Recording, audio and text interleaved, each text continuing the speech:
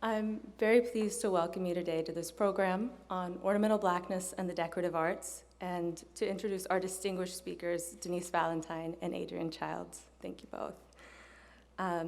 This lecture is the Eda G. Diskant Memorial Lecture, and it's made possible through the support of the Robert and Eda G. Diskant Endowment Fund, for which we are very grateful.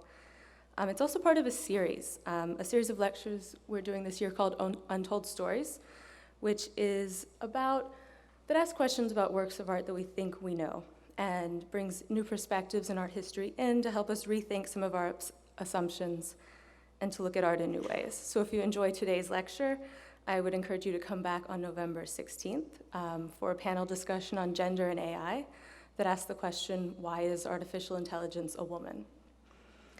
But for today's program, we're thinking about ornamental blackness, and ornamental blackness is a concept that calls attention to the use of the black figure in the decorative arts, imagery often predicated on socio-economic systems of slavery and colonial power, an imagery which has been really little discussed. So today, storyteller Denise Valentine will open our program with a presentation called Master Narratives, New World, Old Masters. And then art historian Adrienne Childs will share her research on the black figure in European decorative arts. Afterwards, Denise and I will join Adrienne on stage, and we'll have a conversation, and we'll open it up to your thoughts and questions. But first, just a little more information about our speakers today. Denise Valentine is a master storyteller, historical performer, consultant, and the founder of the Philadelphia Middle Passage Ceremony and Port Marker Project. She's a storyteller of forgotten and neglected histories of the African diaspora, with special emphasis on colonial Pennsylvania. Her workshop, History Telling, integrates archival research, folk heritage, and oral history. As a historical performer, she has portrayed Sojourner Truth and Phyllis Wheatley. Denise has been a featured storyteller at the Anais Soundsplash Storytelling Conference and Festival, the Clearwater Hudson River Festival, and Richardson Hall at Princeton University. Currently, Denise works as an educator at the Museum of the American Revolution. And we are very fortunate at the Philadelphia Museum of Art to have partnered with Denise on a few recent projects. In 2017, Denise was an editor and collaborator with Dutch artist Jan van Heeswijk on the investigative art project Philadelphia Assembled. In 2018, she was the inaugural artist in residence at Mount Pleasant, our historic house in Fairmount Park. And she also serves as advisor to the curatorial team of the reinstallation of the early American art galleries here, which are scheduled to reopen next September. And our next speaker, Dr. Adrienne L. Childs, is an art historian, a curator, and an associate of the W.E.B. Du Bois Research Institute at Hutchins Center for African and African American Research at Harvard University. She's a curator of the upcoming exhibition, Rifts and Relations, African American Artists and the European Modernist Tradition at the Phillips Collection in Washington, D.C., which is opening this February, so be on the lookout. Her current book project is an exploration of Blacks in European decorative arts entitled Ornamental Blackness, the Black Figure in European Decorative Arts, forthcoming from Yale University Press. She has had fellowships at many places, including the Center for Advanced Study in Visual Arts at the National Gallery of Art, the Hutchins Center at Harvard University, and the Clark Art Institute. She is co-curator of the recent exhibition, The Black Figure in the European Imaginary, at Cornell Fine Arts Museum at Rollins College. And she contributed to The Image of the Black in Western Art from Harvard University, and is co-editor of the book, Blacks in European Art in the Long 19th Century. Her scholarly interests are the relationship between race and representation in European and American fine and decorative arts. And she also served as curator at the David C. Driscoll Center at the University of Maryland, where she curated numerous exhibitions of African American art. So needless to say, two incredible women are here with us today, and without further ado, please help me welcome Denise to the podium.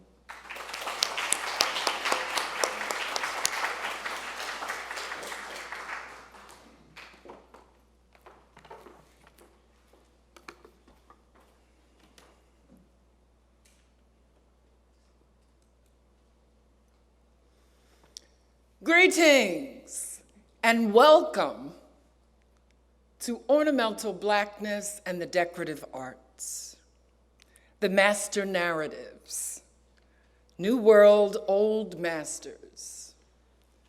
The Master Narratives is a play on words.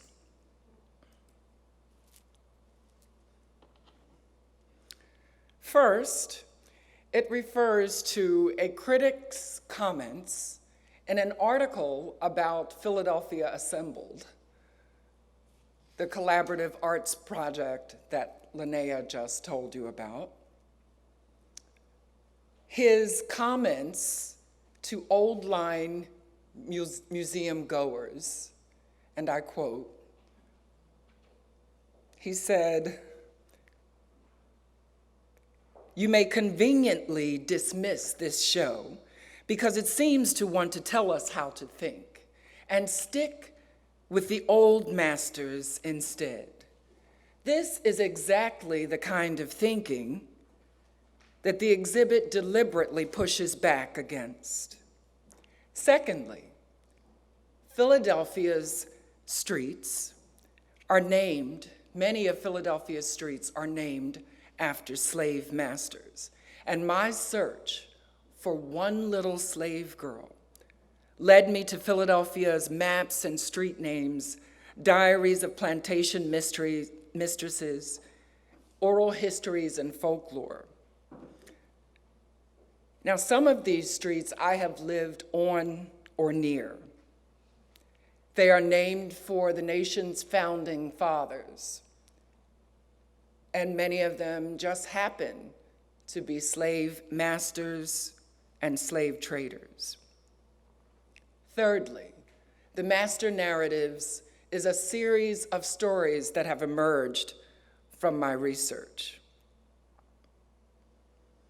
These stories are object-based, and they challenge the misrepresentation and the disappearance of Black bodies and Black histories.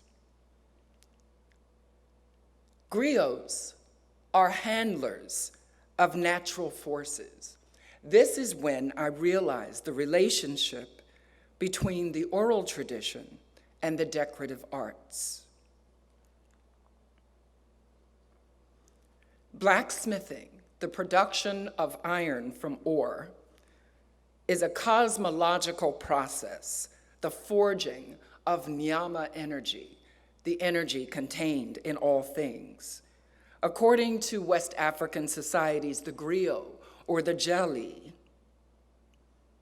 has nyama too. Speech has nyama as well. Griots were part of a group of casted specialists, which included blacksmiths, leather workers, and woodworkers, restoring the dignity of ancestors by wielding the power of nyama energy in word and in works. My stories are based on objects that I encountered during my research journey that chilled me to the bone.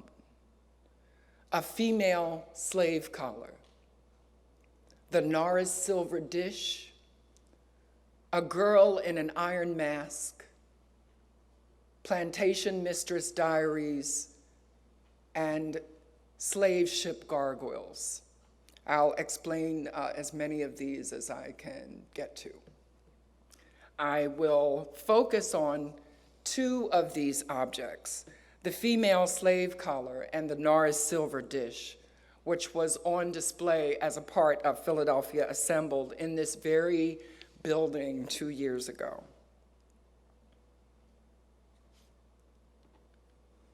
Now you may wonder how an earthquake delivered a little slave girl to Philadelphia in a silver dish.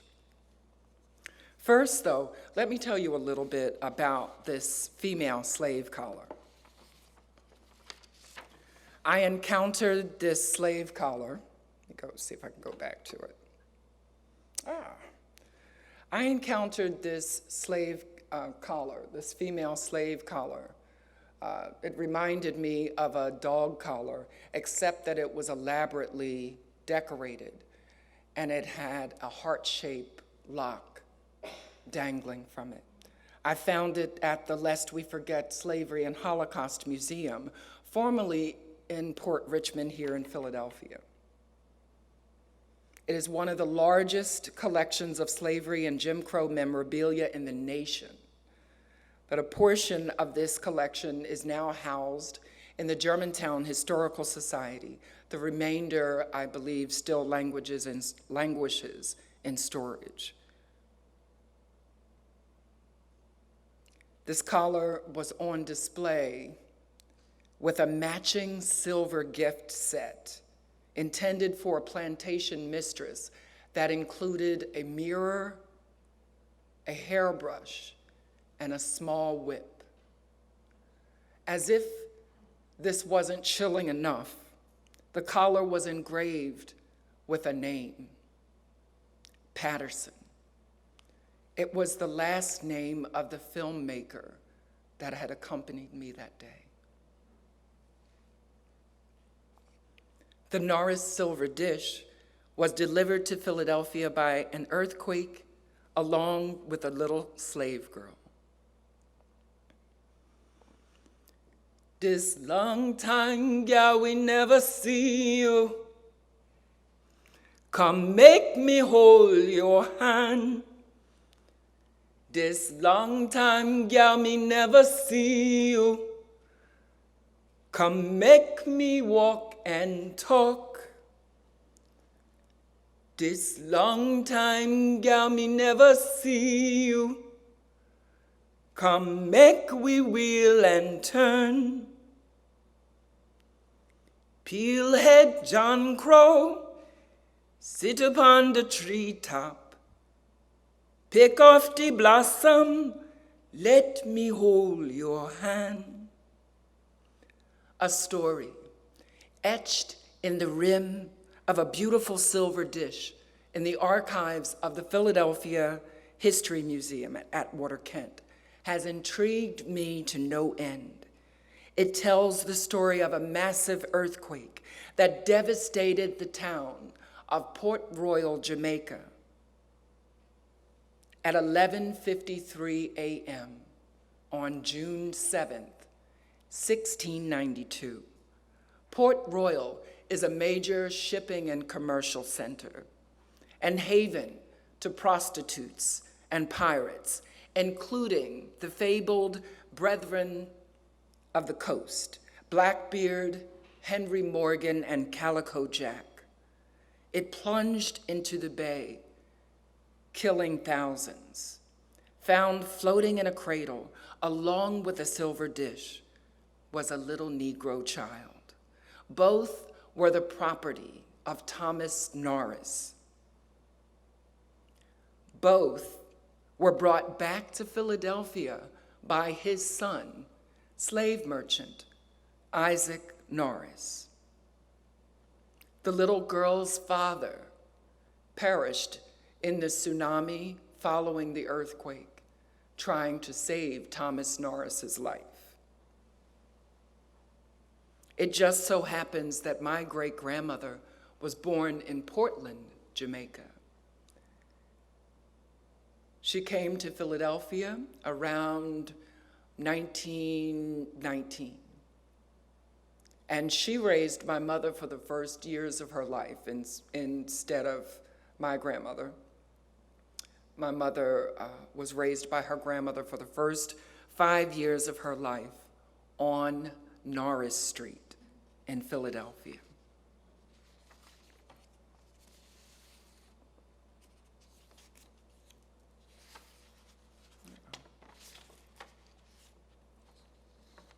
Could it be? Is it possible that? No, it couldn't be. For years, I searched for this little girl's name in vain. It led me to many other discoveries, however, not the least of which was her daughter's name. And I found it in Deborah Logan Norris's diary. Her daughter's name was Betty. Now, mind you, my own mother's name is Deborah.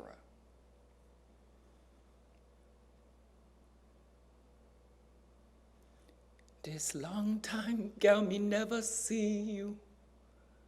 Come make me hold your hand.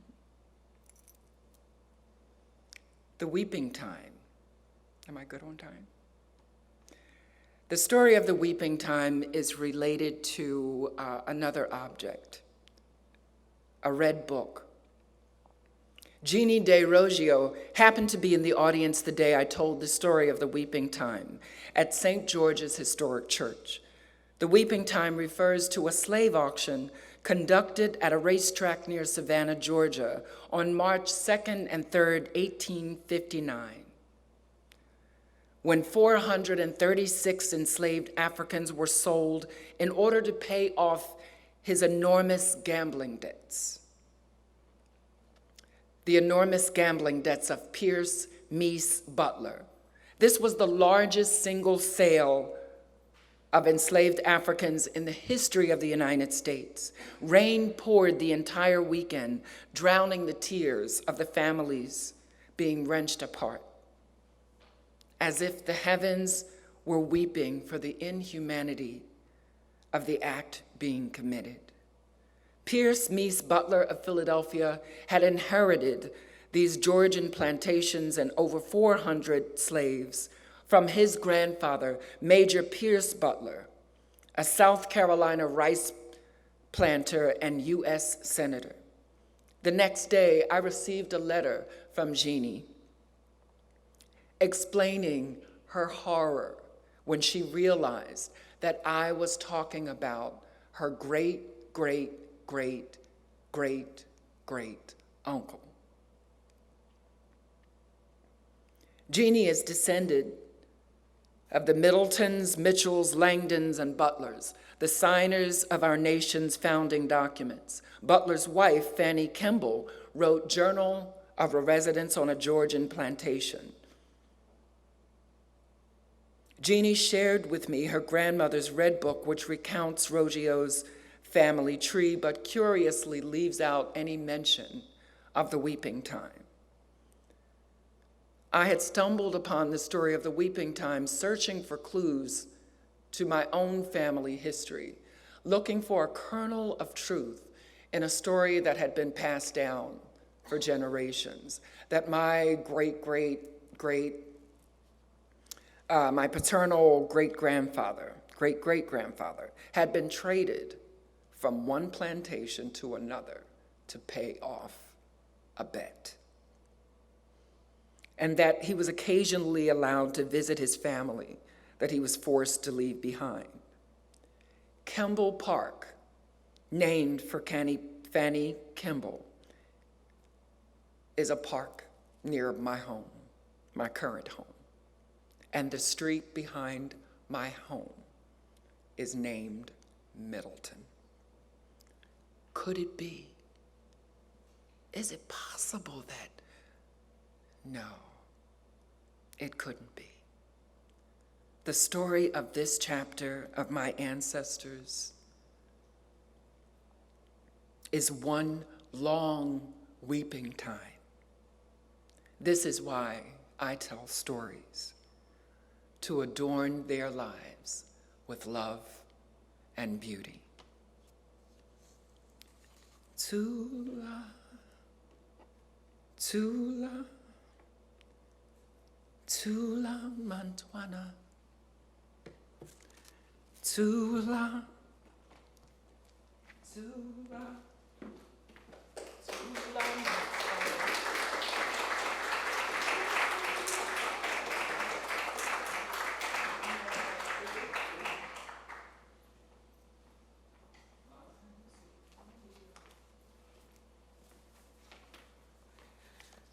Wow, good afternoon, everyone. Thank you for coming. That was beautiful, Denise. Thank you very much. And I'm going to see if I can get a switcheroo with this. Thank you, Linnea, for inviting me here to talk about my favorite topic, ornamental blackness. So, I'll just jump right in. Miss Mary Hale who was one of the prettiest under-20s debutantes of a season ago, is served by the pump room's smiling Blackamoor. Reads a feature in a 1940 issue of Vogue magazine. The black waiter in a plumed headdress and old world livery serves the handsome couple cocktails. He is a mascot of sorts for the popular Chicago pump room. This unusual character, the Blackamoor, was contrived in European court culture and came to represent spectacle, exoticism, luxury, fashionability, and as the years went on, he evoked outdated Baroque excess and kitsch. My study is about how decorative objects have manifest fictions and fantasies of the Moor, while at the same time naturalizing and celebrating servitude in the guise of fashionable frivolity. In my talk today, I'm going to draw from my project entitled Ornamental Blackness, a study that seeks to chronicle this figure of the Blackamoor and other types in fine and decorative arts, and questions what it might mean in terms of the larger context of slavery and colonial pursuits. Now you're looking at Versailles, of course, a terrible slide I had to add at the last minute. This is what I get. I began my study of the Blackamoor in the collections, looking at the collections of the Palace of Versailles. Now, it came out of my work on the black figure in European painting and sculpture. Although these kinds of paintings are widespread phenomenon, I'd like to introduce this concept of ornamental blackness as it materialized in the court of Louis XIV, because it's kind of a microcosm, it's an example, a case study of how these things move, how these ideas move around, and of course this is such a center for the arts.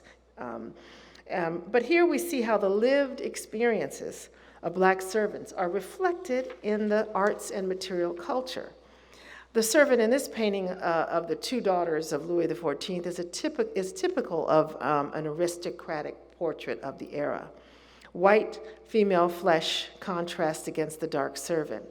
There's a feeling of fidelity between the servant and master, just like the dog. And this sort of fidelity and adoration, basically, of the servant is emphasized to emphasize the status of the sitter. Now, the servant is a luxury item. In this case, he is wearing pearl earrings and a silver slave collar, as is the dog wearing a collar as well. The servant is both ornamented and ornamental. And these black servants were actually very popular in European courts at the time, so you would actually find them there.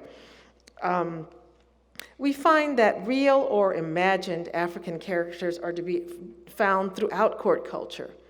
Here is a print of Louis XIV's Grand Carousel, which is a big procession, showing nobles, these are likely nobles in his court, wearing black costumes, the men on the left, and possibly blackface, but they're dressed as Africans. Now, they could have been actual Africans, but most of these characters were played by courtiers in this great parade that he put on in 1662. And they're chained together with monkeys and bears, which are probably other courtiers in bear costumes. But they're dressed with like ermine kind of robes that kind of look like imagined African dress. And it speaks to the whole object of this grand carousel was to glorify him as the Sun King, glorify his power and dominion over the earth. And so what I'm trying to show is how these characters, that are black characters, are really found all around in different areas in court culture that you just don't hear about or see when you might go visit Versailles. Another black character shows up in court ballet at Versailles, complete with ostrich plumes, earrings, and another silver slave collar. Ostrich plumes that we will see throughout this iconography, we saw them in the pump room in Chicago, were exported from North and West Africa into Europe as part of the Mediterranean luxury trade, and evoked the riches that were sourced from the quote-unquote dark continent. So, this is why Versailles is a really good example of how a motif or an idea moves from something animate like the actual servants or the actual characters in court entertainments to the inanimate. They move and morph into paintings, they move and morph into decorative arts.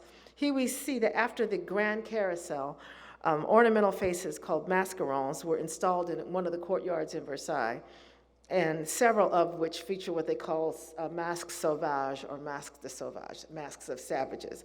There were also masks of satyrs and other kinds of characters that may have been seen in some of these court entertainments. But I'm interested in how these black characters end up as decorative motifs. And if you ever go to Bordeaux, you'll see all over the city mascarons, very similar black faces. But Bordeaux's context is they're the center of the slave trade in Western France. So there's a lot of, this is more of a kind of I would say, not frivolous, but imaginary ideas about Africans.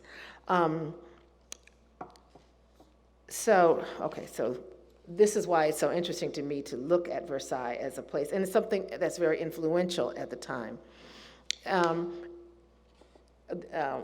This is what I wanted to say. This figure here, the ballet costume, is very similar to what we see out in the courtyard. And it's interesting that none of the literature that I ever read or find out about Versailles ever makes these kinds of connections, although you might find connections made about all kinds of other things, birds or urns. These connections about this kind of interest in a mythical Africa are not really made. But at the epicenter of European opulence, Versailles was also a design center for those of us who are really interested in the nitty-gritty of decorative arts design, meaning that the court hired furniture designers and sanctioned manufacturers to produce everything from tapestries to mirrors. They also designed this table called a guéridon, which is a single leg table or stand that carries candles or candelabra, or it could carry other items, food, etc. In this case, the support is fashioned in the form of a Moor with a quiver and bow, feathers on his skirt, and a turban on his head. This figure kind of conflates or mixes up the ideas of the Moors from North Africa with the idea of America, because the symbol of America at the time, the allegory of America is with a quiver and bow, a hunter, a black hunter or a Native American hunter, feathered skirt, maybe later tobacco skirt. So this is a kind of an allegory, if you will, but is also in a posture of service. So this object was destined to be created in silver, and it would have been about 5 feet tall. And so Louis's collection of silver furnishings was legendary. I mean, he had huge tables and couches and mirrors and chairs. It was an enormous undertaking, and it was part of his method of showing power through material wealth and spectacle. So unfortunately, all of the silver has been melted down for wars, was melted down in his time to pay for war. So very little of what was there is existing, but we have a lot of inventories. We've got, they love to write everything down, thank goodness. And this is how we find out. And we also have some designs. There are several other designs featuring these black figures. But this was likely manufactured it was not just a design that never got manufactured, because we hear them listed or see them listed in some of the inventories there. And they also had chandeliers with Moors' heads on them, baby Moors' heads in candelabra. So it was a design that was de rigueur, if you will, at court. His mother owned them. There's a big poem that talks about his mother, Anne of Austria, had a party, and all around the room they had these Moorish guéridons holding oranges for the guests. And so there's a lot of evidence of the fashionability of this at court. And this, of course, is an example of how they would have been used here today. This is Versailles' mirror gallery of mirrors, hall of mirrors, and this is back in his day, Louis' day, that would have been a throne. And so these are very important objects that could have had any number of types of people holding them up. But I'm interested in how these black figures kind of came into being. So it didn't take long for this to catch on in fashionable circles around the court. And these were likely in the collection of a Parisian townhome. These are also 17th century. They're at the Musée des Arts Décoratifs in Paris. And many of the inventories from that era, from that time period, mention different kinds of these more tables, more stands, etc. But this trope didn't, it moved beyond, maybe it moved from Paris beyond and obviously mushroomed up around in other places, but I'm just looking at sort of this trajectory of this French type that comes up. And you see the original design here, how it jibes with what we have in the Parisian townhomes. And they would have likely imitating what's going on in court anyway. But we move on beyond France to England. In the 17th century, French courtly life and aesthetics were mimicked all over Europe and beyond. In England of the late 17th century, we find this Blackamoor stand, actually a pair of them, in Ham House. Now, Ham House is one of the most important Baroque manor houses in England, and one that has preserved much of its interior and furnishing since the late 17th century, and you see the exterior of it there. It is clear that there's a relationship between the iconography of the decorative figure, and these are my photographs, so you have to excuse it. It's nice to be let in when nobody's there, but then you get these white sheets over everything. But it's clear that there's a relationship between the iconography of this decorative object and the way black servants were imagined, writ large. Okay, so take this engraving of an English actress playing the role of the Indian queen. Her name is Mrs. Bracegirdle. You gotta love these names. Mrs. Bracegirdle as the Indian queen. She's followed by two Blackamoor servants. I was going to try to use the pointer, but I don't know how to do it. And you'd see them following behind her, holding an umbrella. What I'm saying here is that this form bespoke a certain kind of exotic servitude that can be found across the visual register. And by this time in my study, I'm also beginning to note that there is often a correlation between the symbolism of the Blackamoor, a black body in a servile posture, usually holding something up, and this guy's holding up a tambourine, and he's got bells on his ankles and wrists, and so I'm thinking that it might kind of point to the fact that you'd find blacks as court musicians often in Europe. So they're usually in a sort of holding and handing something over. So there's usually a correlation between the circumstances of their ownership and the places where we find them. There's more of it than I actually expected. In the 1650s, Ham House was occupied by the Duke and Duchess of Lauderdale. In this portrait of the Duchess with a black servant, you might surmise that this is conclusive evidence of the presence of a black servant in their household, but not necessarily. Like I said, black servants were fashionable in portraits, whether they existed in the household or not. The artist might just add one in from memory, or add one in, or maybe have a model, or perhaps use the actual servant as a model. But what it does speak to is the awareness of the Duchess or her aesthetic advisors of the taste for the black body as an appointment in the aesthetics of the fashionable Baroque interior. The Duchess was also a patroness of the arts and visited France several times as she remodeled Ham House. And in her notes, she brings back many pieces of furniture. So it's likely there that she may have brought those Blackamoor stands back. We don't know where they come from. And the default in the books or in the decorative arts literature is always, well, they're Venetian. I'm not even sure they're Venetian. I don't know whether they're French. They might be English. It's very difficult sometimes to uncover where these things were made. But if you go to Ham House today, you will likely find them in this arrangement.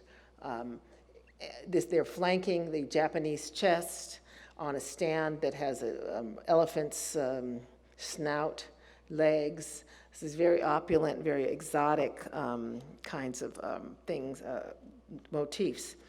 And they are under the portrait of King Charles II. This arrangement embodies a kind of exotic eclecticism laced with the dynamics of power that define the kind of global ethos of the Baroque. Now, in the collection of Durham Park, another Baroque country mansion in Gloucester, England, resides a pair of Blackamoor tables that frankly and unabashedly celebrate chattel slavery and magnify the problematics of the Blackamoor trope. They were collected by William Blaithwaite, King William III's Secretary of State and head of the Plantation Office, Secretary of the Lords of Trade, and surveyor and auditor of the King's revenues in America. So needless to say, Blaithwaite was invested in England's overseas pursuit. Here's the pair in his balcony room.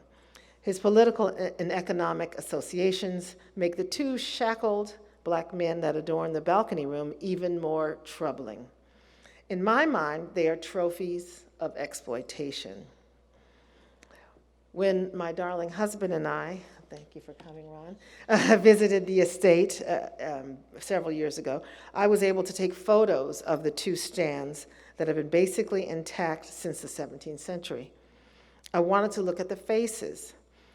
The realism is astonishing, for these kinds of things. Their glum eyes stare out at you. I even noticed that their veins were showing as if they were straining under the weight. I think one on the left has been restored, so you see less of the detail in his eyes, but you see similar eyes anyway. And I think they're a little bit more individualized. They almost look like different people, even though they're very similar. And after I went to Ham House, after having seen these, I think that those two pieces were done by the same manufacturer, for sure. The faces are exactly the same. But this is something that they never thought about or never considered. And it's very hard to tell. But what strikes me here, okay, so there's that. By the early 18th century, a very similar composition featuring a kneeling Blackamoor slave turns up in a pair of silver candlesticks in the collection of the Thruston family of Virginia. They were a prominent slaveholding family with a large manor home on the York River. The first Thrustons migrated from Bristol, England, in the late 17th century. And of course, Bristol was a major sugar, slave, and tobacco port city where many wealthy families were associated with the trade. This pair of candlesticks was likely made in England, and the slave design was very popular during the period, particularly among people who were involved in the trade. What strikes me here, and here's the coat of arms of the Thruston. So I'm thinking of, how this kind of, the coat of arms would have been on many different kinds of silver. That's not the issue. But when it's next to a slave, and you think of how ownership, and you think of branding and things like that. And here's the face up close, which is very similar in some ways to the Durham Park pair. And what strikes me is the similarity to these of these two. The glum face, the genuflecting slave. And coincidentally, Bristol is close to Gloucester, where the Durham Park is. And it's very possible, and I have no evidence for this at all, just none, not yet. But it's very possible, but there's a silversmith who created the candlesticks, because these are not something that they're mass producing. These are done specifically for certain people who get them commissioned. Could have been in Durham Park for many reasons, probably because they would have been commissioning other types of silver and seen this motif and mimicked it in another pair. And by the way, Durham Park is where they filmed The Remains of the Day. So you remember that large place. And then further kind of fabulating, we call it critical fabulation, just making up stuff, basically. Let's think about this. This 18th century group portrait of a family near Bristol, England, we're still there, shows a group around the table and their slave on the left. It's a little too light up here. We should probably have these lights turned down. Wearing the silver slave collar. Here's the slave here on our right, the detail of that. He's polishing the goblet. And so imagine the dynamics of a slave polishing a candlestick that represents him or her in chains, but also represents the wealth of the owner. And in other ways, the slaves themselves represent the wealth of the owner. As a New World commodity, silver was mined in South America from the 16th century onward and became part of the same web of European trade that circulated enslaved Africans around the world. So there's part of this economy in which the silver, the slave, many other things, the wood, ebony, silks, and all these luxuries that we think of as being really interesting from that time period are all circulated, and they're all part of the same economy. The wealth is derived in part from slave-related industries. So which brings us to the Norris plate that Denise so beautifully evoked and gave us some really interesting things to think about. Even though it does not represent a body, a slave body or any other body, as our other objects do, its story testifies to the intertwined nature of luxury objects in Black servitude. In the case of the charger or the plate, it was more important in some ways than the young person who was found with it, because it has remained through the centuries while the identity of the young slave was lost, but not for long. It's astonishing that you found the slave's daughter, so that's really, it's amazing. So how do we think about these? How do we conceptualize these things that are so difficult to kind of pull together in our mind? It's more than we can imagine, right? So who does that best? Fred Wilson. You're looking at the contemporary artist Fred Wilson's 1992 installation, Metalwork, from his Important Mind in the Museum exhibition, in which he arranged objects from the Maryland Historical Society and completely shook up their meanings. He offered alternative readings. Here, he has a set of silver objects, or a group of silver objects, next to iron slave shackles. He exploits the tensions between the two types of metalwork. And when you think about some silversmiths in having enslaved Africans or African Americans as time goes on, they're Americans, still working with them and potentially being part of the creation of these fabulous silver designs, and then think about how other metals were used. The tensions between these, the gulf between these is so great, it's almost too difficult even to describe, and so that's why Wilson's interventions are always so pitch perfect. You don't have to say a word. It's just right there, and then you feel it, the awesomeness or the magnitude of it. But moving from the luxury commodity of silver to the very important commodity of sugar, many kinds of decorative objects associated with sugar and other colonial products, such as coffee, featured ornamental black figures, further cementing the link between black labor and sumptuous living. Porcelain objects like this porcelain sugar bowl were decorative follies for the dessert table. They would have a dessert table filled with all kinds of little tchotchkes, and this sugar bowl would have been one of them. And this became a very important format and was copied by many other manufactories. But what kind of work are these sugar bowls really doing? The semi-nude black figures that were sort of mediating or serving the sugar to a consumer really evoke the enslaved black people that labored in the sugar industry, the very, very dangerous and devastating sugar industry in the West Indies, Caribbean, Brazil, and North America. Plus, sugar was a great source of wealth for England and France, fueling the economies that then invested in these kinds of luxuries. Sugar is so linked to slavery that this English abolitionist sugar bowl reads, East India sugar not made by slaves. So this is a kind of an activist intervention sugar bowl. And so is the sugar bowl here at the PMA with the Am I Not a Woman and a Sister and abolition, so abolitionist emblem. So abolition, so you have to think about the fact that sugar it's not something very passive. People were thinking about the horrors of this whole thing. Now, I will say that the mice and sugar bowls from the 18th century, like 1740s, and we're talking 19th century when the abolitionists really get going, but it's still part of how decorative arts are used and considered in these political issues. By the end of the 18th century, the Blackamoor becomes a luxury staple in elegant households across Europe, or gaudy households, whatever you want to say. Woo! Largely supplied with furniture from the Venetian trade. So by the 18th century, Venice becomes the place to go get a Blackamoor.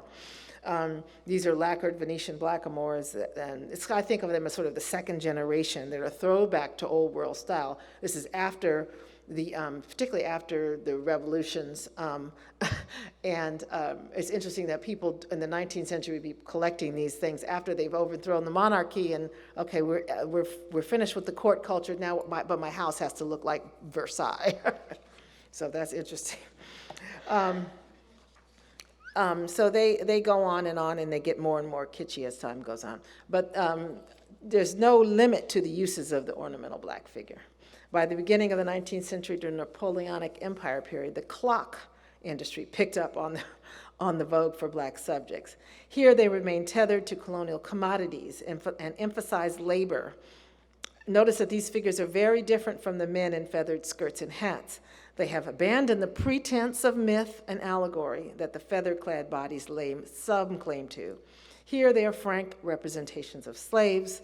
You have the left a man pouring coffee, and on the right a man with a bale of tobacco. I thought it was cotton, but it's tobacco. He's smoking tobacco. And underneath the putti on the right, or with the tobacco, they're the ones who are making the money. They're collecting the money and doing the enterprise, but the laborers are on top. And there's a whole genre of these clocks. And of course, I had to go to the museum where they have all the clocks there in Mons, Belgium. I took a pilgrimage to Belgium one time when I was in Europe. And all of these cases are filled with these decorative objects, and the man who collected them just had a thing for these clocks. And you see in the case, these are another form of them where they're sort of sauvage, savages. And so I just saw that it's interesting to contrast them with the other little cups and saucers and cameos and things, to see what they're really representing in the context of other objects of that ilk. And I'm telling you, he was quite a collector. This one is actually gorgeous. This is Paul and Virginie, these are two characters from a book that was very popular at the end of the 18th century, and they're being carrying by their native servants, and they were in Ile-de-France, which was Mauritius now. That's where this story took place. But I don't have time to talk about it. And there's my tobacco guy with cruets. Tobacco guy and cruets. That's what I'm going to call this photograph. This is one of those things where it just speaks for itself, right? And then to see how do these things continue on. This is the Hillwood Mansion, the home of Marjorie Merriweather Post in Washington, D.C. And it is, she owns one of the clocks. It's a negress clock, they call it. So does Queen Elizabeth owns one, and et cetera. And this is a vintage photograph, probably from the 50s, where it's on the clock. And I expect, it looks like Downton Abbey to me, so I expect Mr. Carson to come in and serve everybody at any moment. But, actually in the 50s, who would have been serving people in Washington, D.C., but African Americans? It's just a glance at how we would have seen the negress clock. Now, I'm almost out of time, but I wanted to just zoom up to the 20th century just to say how I'm trying to end this book and in this talk, but put us all out of our misery. But there becomes a Baroque revival, and it is very kind of a tongue-in-cheek, almost Baroque revival in the early 20s and 30s. And here's a photo of Coco Chanel hanging on to her Blackamoor collection. And it's photographed by Cecil Beaton, who is a bon vivant photographer, photographs all of the cafe society and all of the beautiful people in Europe of the era. And so she chooses to be, and he did many, many of these of her, and they're kind of fascinating and scary, actually. But it reminded me of where we started about how beauty is somehow contrived or constructed in these relationships between servant and master and dark and light. And then the trope gets filtered into the jewelry design. Cartier made Blackamoor brooches, became very popular at the time. And many famous people collected them, including your local girl Princess Grace, and that guy in the middle who clearly still, Elton John clearly still collects them. But they're Venetian conceit now. And if you go to Venice, you may have seen many fine jewelry stores selling them. And so they've become fashionable again. And I'm sure you remember the kerfuffle that happened in 2013 when Dolce & Gabbana featured the Blackamoors on their spring line. And I wrote an article about it. It was a big mess because they got a lot of flack for it. But they were actually related to, one of them is from Sicily, and this is a Sicilian kind of a myth of the Moors when they invaded Sicily. So they have these Blackamoor head jars, Sicilian Moors head jars, and he says it's related to that. So, but there's a lot of slippage between these two trends, and people didn't really understand it. But of course, the most famous recent dust-up was about the Blackamoor brooch that the Princess Michael of Kent wore when she met Meghan Markle. And everyone went crazy because they felt she was being rude to Meghan. I even got a call from the New York Times. They wrote an article about it, and they asked me. I said, look, I don't know her. They said, is she a racist? I said, I really don't know her well. But so, we're still thinking about how to deal with this in the 21st century, and don't be surprised if you see other issues happening. But I think that hopefully this little foray will give you some more insight on our friends, Miss Mary Hale, in Chicago's Pump Room. Thank you very much.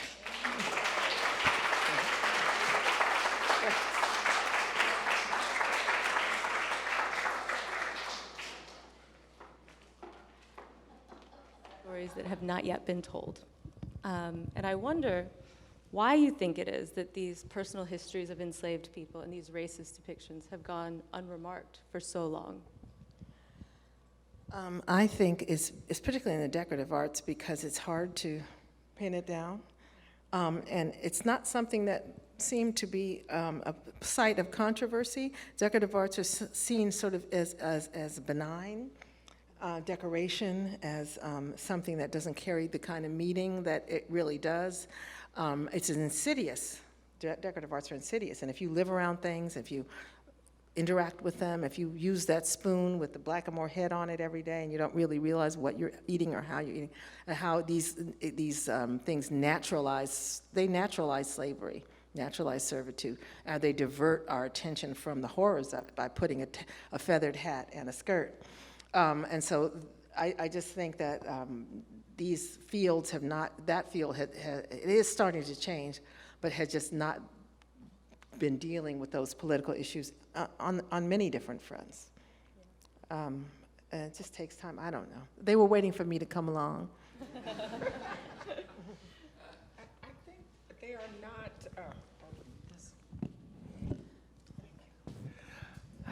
I'm not sure if I would say these stories are untold because they've always been there. I think they've been unheard and unseen. Sometimes when they're right in our faces, they're right there, but some people see them and some people don't. I mean, I have more specific examples of that, but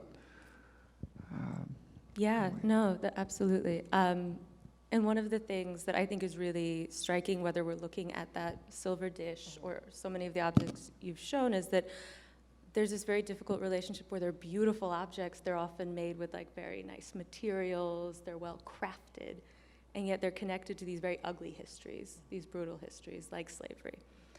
And I wonder if what that relationship between beauty does, whether it obscures or complicates the relationship to those histories? I think maybe beauty and ugly are two sides of the same thing, And I think what I do with storytelling is disguise it or make these stories more palatable by surrounding them in this beautiful story, and people are more willing to listen, but it's still there. And at the same time, I'm honoring my ancestors' ability to suffer through this horrible, ugly history and still lead, still find beauty in their own existence. I think for me, beauty and virtuosity, in terms of the virtuosity of those candles and the cabinets. We didn't do the cabinet, just all of the stuff. The fine materials that were brought in from all over the world. They're all part of this, the aesthetics and the value they placed on these things. And I think it's, even they were probably blind to what they were almost doing at the time, but I definitely think it diverts, like I said. It can be a diversion. Now they're saying, I'm gonna make this beautiful, so is this a conscious thing? No, I also don't think they even realize that these are human beings that they were depicting. But sometimes they would put the grimaces on the faces, sometimes in other objects, and especially objects were chains. But black slaves and servants and people in bondage were not the only ones pictured in chains in European decorative arts. You can find a beautiful urn, and especially silver, since you don't really see what's going on in silver until you get up to it. There's slaves, maybe some Turks that are down there straining under the bowl that you've got. And so these narratives of conquest are constantly being negotiated through beautiful objects. And because maybe they're destined for some king or some emperor who's just vanquished the Turks, and then now you've got a bowl that has vanquished Turks dead underneath the salad bowl or something. So and it sounds crazy, but that's what it was. I mean, that's what. So but I think beauty is an issue. Yeah. I have more that I could say, but I would be interested to hear if anyone out here has a question. If you could wait for the mic, we'll pass the mic around. Mm-hmm. Oh, she's standing. Oh, she's.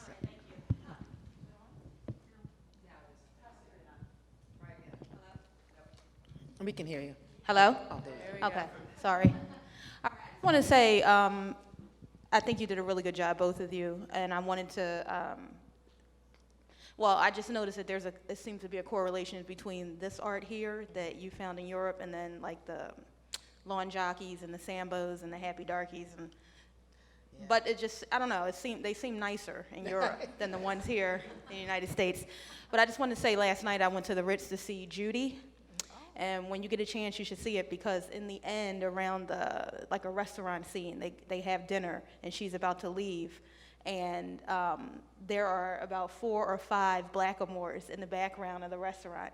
And I kept thinking, like, where did I see that? And I was like, oh, last night in that movie. So really, when you get a chance. Yeah. It's about Judy Garland. I'm definitely going to see that, but I collect these film stills of them. Did anyone see Django Unchained? They were all through Monsieur Condi's house. The terribles, so that was a very particular kind of designer who says, I'm going to put these in him. He's a brutal slave guy, but he's trying to affect this European culture, and so that he has them in there. I wonder what restaurant she was in. Maybe it was in England? It's in London, yes. It's probably Rules. Anyway, never mind. It's like a round room, and it's pink inside. Mm-hmm. Yeah. Oh, it's round. That's interesting. No, it's not Rules. Right at the end of the movie. Good, thank you. And yes, I think there's some relation to the lawn jockeys and things. A lot of times people ask that, but I don't think of them as cut from the same exact cloth. There's such a different setting and different in Europe, particularly these things were born in this very rarefied instance, rarefied palaces. And we didn't talk about the Germans or the Italians, the Dutch. They spring up all over, and they're very. They're one-of-a-kind objects, and so early on, they don't get kind of mass-produced until later. So those lawn jockeys and what are mammy jars are a different kind of thing. So and so much work has been done on that. But they have the same ideology about kind of reducing a black figure to just a thing, an object, objectification, I guess. Just people up there. Oh. An academic question, if I may. It has to do with the word blackamoor, which you both used and was mentioned again just now, which is an interesting conflation of black and Moor. And you mentioned, just in passing, the Turks holding up the ball. Though those Turks would have been Muslim, and Moor in Spanish, and Moor is the word that's still used to refer to historical Muslims who were the rulers of Spain. So how did this come into the kind of discourse of the decorative arts or common parlance in the United States and elsewhere? Well, I don't think, it dates back like Elizabethan age and before that, and because of the Moorish invasion, et cetera. But famously, Queen Elizabeth said, she was going to reject all get the blackamoors out. They used to have they called these Moors blackamoors, tawny Moors, white Moors. They distinguished between the different kind of Moors that had invaded Europe, and they were coming into England such that she wanted them all out. But it was kind of almost like a nickname, if you will, or a name for black Muslims. But it quickly gets kind of co-opted. You find it in Shakespeare. Othello is a blackamoor. So it's really gets kind of spread out, and then it ends up as shorthand for any kind of black person. It's also a shorthand for the other, any kind of In the other, with a capital O, right? But as it gets kind of diluted, it just becomes a word that English say for black people. They call them blackamoors. And then in France, they call them Moors, M-A-U-R-E. So I say blackamoor because I'm using the English stuff. But then eventually, and I don't know how it becomes the name for any kind of imagery in decorative arts is blackamoor imagery. And one of the things that bothers me, or I see it in museums, now that we're talking about museums, they'll just say, oh, it's a blackamoor stand or a blackamoor candle or a blackamoor dish. No explanation. Like, what is that? And people just take it because it's like, oh, it's a satyr, or oh, it's I don't know. It's a character. But you really kind of have to parse that character and find out how that character comes to be. That would be the good ending for your book. Yes. The beginning. Oh, yeah, exactly. Yeah, I think there's a question in the back. Sorry. Hi, thank you both for your talks. I wanted to kind of ask about how do you conceive of the museum's role in both kind of exhibiting and interpreting these kind of objects, as well as collecting and maintaining these objects in their collection? I find that a lot of American museums don't put them out anymore, but they are in the collections. Historic houses, some of them with no consciousness, do actually put them out, and they're the worst examples in the world. Anyway, I just thinking about going to Charleston, and I was like, whoa. But some of them don't put them out, and so they ignore it. I think that if the objects are really of high quality and have a lot is significant, they can put them out and interpret them. Wow. We are running out of time, but the conversation does not have to end. If you have some time and would like to join us, we're going to move just to the cafe for coffee and cookies. But let's just give, when is the book? Yes. Oh, that's a very good question.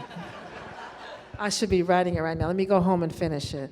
A couple years by the time it gets printed and everything, but thank you. Thank you guys for having us. We felt very at home, didn't we? Yes, yes, thank you. No, but thanks to both of you, and thank you all for joining us. And To Damon Reeves back there. Thanks, Damon. yeah.